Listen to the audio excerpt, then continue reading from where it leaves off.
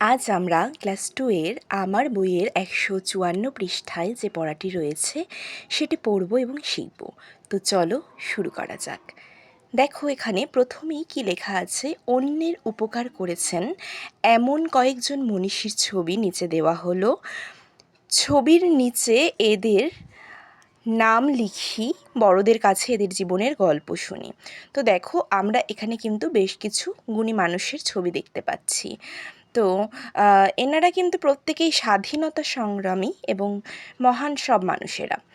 তো ইনি হলেন গান্ধীজি। আমরা সবাই এনাকে চিনি, কিন্তু আমরা আমাদের যে নোটগুলি আছে ইন্ডিয়ান যে টাকা, সেখানে কিন্তু আমরা ইন্ডিয়ান রুপিস, সেখানে কিন্তু আমরা এনার ছবি দেখতে পাই, গান্ধীজি। তো এনার পুরো নাম হলো মোহনদাস করমচাঁদ গান্ধী।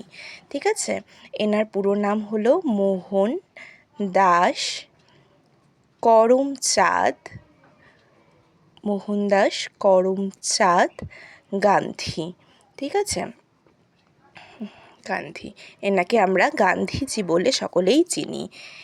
আর এনার জন্মদিন হলো 2রা অক্টোবর। ঠিক আছে, এনার জন্মদিনের দিন ন্যাশনাল হলিডে থাকে, ছুটি থাকে সমস্ত সরকারি কিছুই, স্কুল কলেজ সমস্ত কিছুই। তো এরপর আমরা যাকে দেখতে পাচ্ছি তার নাম তিনি হলেন নেতাজি। তিনি একজন স্বাধীনতা সংগ্রামী। তিনি 23শে জানুয়ারি জন্মগ্রহণ করেছিলেন। ঠিক আছে, আর তার জন্মদিনের দিন কিন্তু আমরা সেটা পালন করে থাকি পতাকা তুলে স্কুলে, তাই না? স্কুলে গিয়ে আমরা পতাকা তুলি, অনুষ্ঠানের মধ্য দিয়ে তার জন্মদিনটাকে কিন্তু আমরা পালন করে থাকি। তো তার পুরো নাম হলো নেতাজি সুভাষচন্দ্র বসু। ঠিক আছে, তার নাম আসলে সুভাষচন্দ্র বসু, আর আমরা তাকে চিনি নেতাজি বলে। ঠিক আছে, তার আসল নাম সুভাষচন্দ্র বসু, আমরা তাকে নেতাজি বলে চিনি। এরপর যিনি আছেন তিনি হলেন বেগম রোকেয়া। ঠিক আছে, বেগম রোকেয়া, বেগম রোকেয়া তিনি একজন মুসলিম নারী ছিলেন।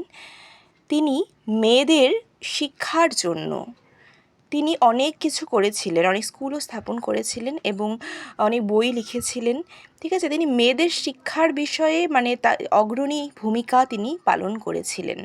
আগে তো মেয়েদের, বিশেষ করে মুসলিম মেয়েদের পড়াশোনার কোনো অধিকার ছিল না, তো সেই ব্যাপারে তিনি অনেক কিছু করেছিলেন। ঠিক আছে, তো আমরা এখানে 3 জনের ব্যাপারে জানলাম, মোহনদাস করমচাঁদ গান্ধী মানে গান্ধীজি, সুভাষচন্দ্র বসু নেতাজি মানে নেতাজি, আর হচ্ছে বেগম রোকেয়া। তো এরপর আমরা যাকে দেখতে পাচ্ছি তার নাম হলো ভগৎ সিং। ঠিক আছে, ভগৎ সিং, ইনিও একজন স্বাধীনতা সংগ্রামী ছিলেন। এরপর আমরা দেখতে পাচ্ছি ঋষি অরবিন্দ ঘোষ। ঠিক আছে, তার নাম অরবিন্দ ঘোষ এবং তাকে ঋষি বলা হয়। তো ঋষি অরবিন্দ ঘোষ তিনিও একজন স্বাধীনতা সংগ্রামী ছিলেন। এবং সব শেষে আমরা যাকে দেখতে পাচ্ছি তার নাম হলো আবুল কালাম আজাদ। ঠিক আছে, ইনিও কিন্তু একজন স্বাধীনতা সংগ্রামী ছিলেন, আবুল কালাম আজাদ।